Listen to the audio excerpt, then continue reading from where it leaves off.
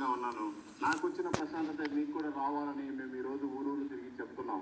ఎందుకంటే మాకు ఈరోజు పర్మిషన్ కూడా ఉంది. రేపు క్రిస్మస్ కనుక లోకరక్షకుడు ఈ లోకంలో పుట్టబోతున్నాడు. అందుకనే మీకు ఈ సమాచారాన్ని తెలియజేద్దామని వచ్చాము.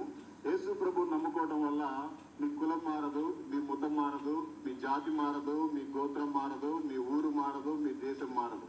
యేసుక్రీస్తుని జస్ట్ మీ మనసు మార్చుకుని నమ్ముకుంటే చాలా మంచి అద్భుతమైన దేవుడు. యేసు ప్రభు నమ్ముకోవడం వల్ల మళ్ళీ ఒకసారి చెప్తున్నాను, మీ కులము మారదు, మీ మతము మారదు, మీ జాతి మారదు, మీ దేశం మారదు, మీ పేరు మారదు. జస్ట్ మీ మనసు మార్చుకోండి చాలు, చాలా ప్రశాంతంగా ఉంటుంది.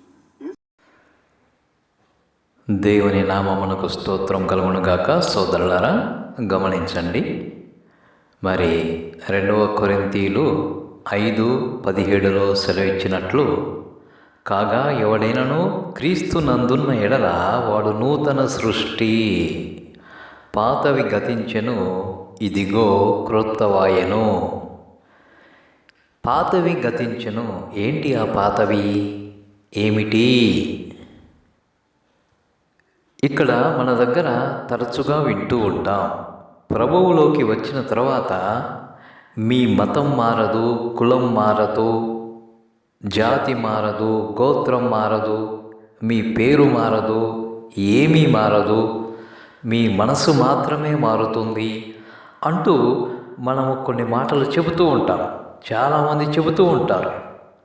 అయితే ఇక్కడ మరి మతము మారదు, కులము మారదు, గోత్రం మారదు అంటే అవి ఒకవేళ అలానే ఉంచుకుని మా మతం మారలేదు, మా మతాచారాలు మారలేదు, మా కులం మారలేదు, మా కులాచారాలు మారలేదు అంటూ వారు ఆ విధంగానే జీవిస్తే ఇక ప్రభువులోకి వచ్చిన తర్వాత వారికి కలిగిన లాభమేమిటి? మార్పేమిటి? వారు నూతన సృష్టిగా ఎలా పరిగణింపబడతారు? ఇంతకుముందు వారి జీవితం ఎలా ఉందో సేమ్ యాజ్ ఇట్ ఈజ్గా అలానే కొనసాగితే గనుక వారు నూతన సృష్టి ఏ విధంగా కాగలరు? ఏ విధంగా నూతన సృష్టి అని అనగలము? ఇక్కడ మనం గ్రహించవలసినది ఏమంటే, అర్థం చేసుకోవలసింది ఏమంటే, ప్రభువులోకి వచ్చిన తర్వాత వారు కేవలం ప్రభువును బట్టే అతిశయించాలి. మరి దేనిని బట్టి అతిశయించకూడదు? ఒకవేళ వారు ఇంతకుముందు ప్రభువు దగ్గరకు రాకముందు వారి కులాన్ని బట్టి అతిశయిస్తే గనుక ఆ కులాన్ని తొలగించుకోవాలి, విడిచిపెట్టాలి. ఒకవేళ వారి మతాన్ని బట్టి అతిశయిస్తే గనుక ఆ మతాన్ని విడిచిపెట్టాలి, అది గతించిన జాబితాలోకి వెళ్ళిపోవాలి. Whatever it may be. ఇంతకుముందు వారు దేని అందైనా అతిశయిస్తూ ఉంటే, కులాన్ని బట్టి కానీ, మతాన్ని బట్టి కానీ, జాతిని బట్టి కానీ, గోత్రాన్ని బట్టి కానీ అతిశయిస్తూ ఉంటే వాటిని విడిచిపెట్టాలి ఖచ్చితంగా. ఇకపై వారు అతిశయించవలసినది ప్రభువునందే. అతిశయించువాడు ప్రభువును బట్టి అతిశయించాలి, ప్రభువునందే అతిశయించాలి. ఈ భూలోకపరమైన, భౌతికపరమైన ఏ విషయమునందునూ అతిశయించకూడదు.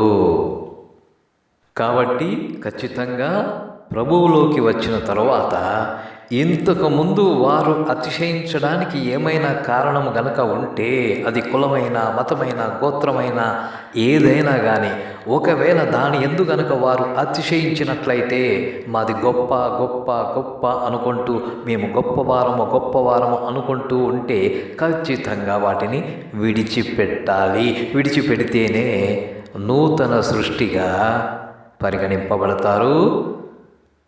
అలా కాకుండా ఇంతకు ముందు ఉన్నటువంటి జీవితమే ఇక ముందుకు కూడా కొనసాగుతూ ఉంటే వారు నూతన సృష్టిగా ఏ విధంగా పరిగణింపబడతారు? కాబట్టి ఎవడైనను క్రీస్తు నందున్న ఎడల వాడు నూతన సృష్టి, పాతవి గతించెను, ఇదిగో క్రొత్తవాయెను. దేవునికి వ్యతిరేకమైనటువంటి అవి ఏవైనా సరే ఆ పాత క్రియలను విడిచిపెట్టాలి. పాత అలవాట్లను, దేవునికి వ్యతిరేకమైన అలవాట్లను, ఆచారాలను, అతిశయ కారణాలను విడిచిపెట్టాలి. పనిచేస్తుంది దాని గురించి కనుక్కోవాలి తమ్ముడు నువ్వు. ఆ నామం ఉందే సుధాకర్ మార్కెట్కి పోయి రావాలి తమ్ముడు, పండ్లు తీసుకురావాలా పోయి ఓ 9 కేజీలు పండ్లు తీసుకురావాలా. తినే కాదు దేవునికి పెట్టేకే. అయ్యో యాపిల్ పండ్లు, దానిమ్మ పండ్లు, జామ పండ్లు, ద్రాక్ష అవన్నీ తీసుకొని పోలా. మీరు తినడానికి కాదా, దేవునికి పెట్టేకే. పూజ దేవుని ముందు పెడతారా? నైవేద్యంకి పెట్టేకే. అవునవునులే. అంటే పూజ అంతా అయిన తర్వాత మనకి వీధిలో ఉండే ఏమన్నా అన్నమో రామచంద్ర అని ఎదురు చూస్తుంటారు కదా, వాళ్ళకేమైనా పంపుకుంటూ పోతారా? లేదు లేదు లేదు, మేము ఇంట్లో పెట్టుకుంటాం, ఫ్రిడ్జ్ లో పెట్టుకొని మళ్ళీ తింటాం. పూజ అయిన తర్వాత మళ్ళా పూజ అయిపోయినాక పూజ అంతవరకు దేవునికని పెట్టేదే. ఆయనకి పెట్టేది. దేవుడు తినడు కానీ ఏదే కాయలు దేవుడు తినడం తెలుసునా అందరికి? అయినా దేవుని ముందు పెడతారా? దేవుని మీద అన్ని చెప్తారా? మా కాదు దేవునికి, మా కాదు దేవునికి అని. అదేదో పూజ అయిపోతే మళ్ళీ వీళ్ళు తింటారు. దీన్ని ఏమన్నా ఇంక నిజమైన అజ్ఞానం అంటే ఇది కదా. అజ్ఞానమే అజ్ఞానం అని అన్నామనుకో జనాల మనం ఉండే కొట్టేస్తాడు. దేవుడు పెట్టిండేది ఇప్పుడు అదే దేవుని పెట్టిండేటివన్నా అన్నమో రామచంద్రుని బాధపడుతుంటారు కదా, వాళ్ళకన్నా పంచచ్చు కదా. మళ్ళీ ఫ్రిడ్జ్ లో పెట్టుకుని సిప్పు లేకుండా చెప్తాను, ఫ్రిడ్జ్ లో పెట్టుకొని చెప్తాను తమ్ముడు. రేట్లు యాపిల్ పండు 260 రూపాయలు కేజీ. ఎంత దేవుని ముందే కదా పెట్టిండేది. అది పెట్టి మేము తినాకే కదా మళ్ళీ అవి. సరేలే, నాకు టైం లేదు, పోయి వస్తాను. పోలే టైం అయితే ఉంటాను నేను. తప్పు చేసుకుని ఉన్నాడు అన్ని దేవుని ముందే పెడతారంట. ఇలా కాదు దేవునికి అంటారు. పూజ అయిన తర్వాత మళ్ళీ బయట ఏమైనా పాపం ఎవరు పిల్లలు ఉంటారు కదా, వాళ్ళకి ఏమైనా ఇస్తారనుకుంటే లేదంట. అన్ని ఫ్రిడ్జ్ లో పెట్టుకొని ఉండాలి కదా. దీనికంటే అజ్ఞానం ఏదన్నా ఉండాలి. దీని మించిన అజ్ఞానమే లేదు. అజ్ఞానము అని అన్నామనుకో మనం పోతా తమ్ముడు. ఇప్పుడు అలానే ఇక్కడ అన్యులు కూడా తాము చేసే ఆచారాలలో ఉన్న అజ్ఞానాన్ని గ్రహిస్తూ ఉన్నారు. అలా గ్రహించి వాటిని పాటించినట్లయితే అది 10 మందికి మేలు చేసేదవుతుంది. లేకపోతే వారు ఇంకా ఆ అజ్ఞానములోనే కొనసాగుతూ ఉంటారు.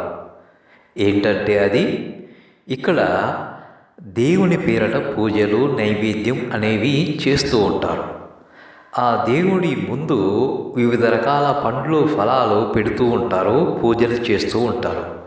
తిరిగి ఆ పండ్లను, ఆ ఆహార పదార్థాలను వారు ఫ్రిడ్జుల్లో పెట్టుకొని వారే తింటారు.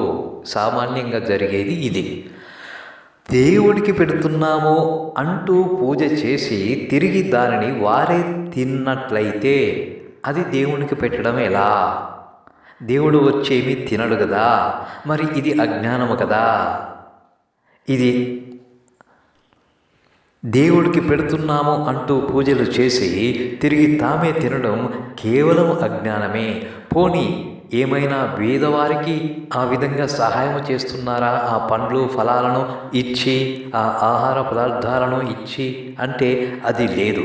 ఒకవేళ అలా జరిగితే కొంతలో కొంత మేలు జరుగుతుంది. కానీ వారు తామే తిన్నట్లయితే అది దేవునికి ఇచ్చినట్లు కాదు, దేవునికి పెట్టినట్లు కాదు అంటూ ఇక్కడ కామెడీగా మాట్లాడుకోవడం జరిగింది. కానీ ఇక్కడ కామెడీగా మాట్లాడినప్పటికీ దానిలో వాస్తవం ఉంది, సత్యము ఉంది. ప్రభువు కూడా దానినే చెబుతూ ఉన్నాడు మనకి. మరి మత్తయి సువార్త 25వ అధ్యాయము 35వ వచనము నుండి గమనించినట్లయితే, నేను ఆకలిగొంటిని, మీరు నాకు భోజనము పెట్టితిరి, దప్పిగొంటిని, నాకు దాహమిచ్చితిరి, పరదేశినయుంటిని, నన్ను చేర్చుకొంటిరి, దిగంబరినయుంటిని, నాకు బట్టలిచ్చితిరి, రోగినయుంటిని, నన్ను చూడవచ్చితిరి, చెరసాలలో ఉంటిని, నా యొద్దకు వచ్చితిరని చెప్పును. అందుకు నీతిమంతుడు, ప్రభువా, ఎప్పుడు నీవు ఆకలిగొని ఉండుట చూచి నీకు ఆహారం ఇచ్చితిమి, నీవు దప్పుకొని ఉండుట చూచి ఎప్పుడు దాహమిచ్చితిమి, ఎప్పుడు పరదేశివై ఉండుట చూచి నిన్ను చేర్చుకుంటిమి, దిగంబరివై ఉండుట చూచి బట్టలిచ్చితిమి, ఎప్పుడు రోగివై ఉండుటైనను చెరసాలలో ఉండుటైనను చూచి నీ యొద్దకు వచ్చితిమని ఆయనను అడిగెదరు. అందుకు రాజు, మిక్కిలి అల్పులైన ఈ నా సహోదరులలో ఒకనికి మీరు చేసితిరి గనుక నాకు చేసితిరని నిశ్చయముగా మీతో చెప్పుచున్నానని వారితో అనును. ఇది దేవుడు కోరుతున్నాడు. ఇప్పుడు వారు మాట్లాడుకున్నది కూడా అదే. దేవుడి పేరు మీద ఏదైతే నీవు చేశావో అది కనీసం పేదవారికి పంచితే అన్న పుణ్యం వస్తుంది, కానీ అది నీవే తింటే అంతకుమించిన అజ్ఞానం మరోటి ఉండదు అంటూ వారు మాట్లాడుకోవడం జరిగింది. కాబట్టి సోదరులారా గమనించండి, ప్రజలకు తెలుసు ఏది సత్యమో ఏది అసత్యమో, ఏది జ్ఞానమో ఏది అజ్ఞానమో, ఏది చేయదగినదో ఏది చేయకూడనిదో వారు బాగుగా ఎరుగుదురు.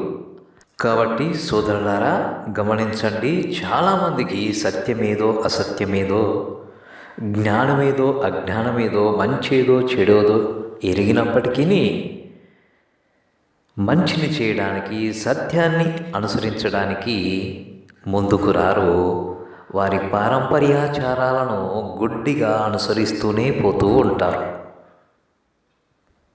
అయితే మనము జ్ఞానయుక్తంగా ఎప్పుడు ప్రవర్తిస్తామంటే జ్ఞానాన్ని జ్ఞానంగా ఎరిగినప్పుడు, సత్యాన్ని సత్యంగా ఎరిగినప్పుడు, వాటిని అనుసరించినప్పుడు, వాటిని జరిగించినప్పుడు, కేవలం ఎరిగి ఉండుటే మాత్రమే కాకుండా దాని ప్రకారము జరిగించినప్పుడు వారు జ్ఞానయుక్తంగా ప్రవర్తించారు అని అనగలము. అంతేగాని కేవలం ఎరిగినందు మాత్రము చేత కాదు కదా. ఆ విధంగానే ప్రభువునందు నూతన సృష్టి అయిన వారు ఖచ్చితంగా తమ పాత అతిశయ కారణాలని విడిచిపెట్టవలసిన వారై ఉన్నారు. అవన్నీ గతించిన జాబితాలోకి వెళ్ళవలసి ఉన్నవి. ఇకపై ఎవరైనా అతిశయించినచో వారు ప్రభువునందు మాత్రమే అతిశయించాలి. రక్షింపబడిన ప్రతివారు తమ పాత జీవితమునందు కాక, తమ పాత ఆచార వ్యవహారాల యందు కాక, తమ పాత కులగోత్రాల యందు కాక, వారి అతిశయము ప్రభువునందే ఉండును గాక.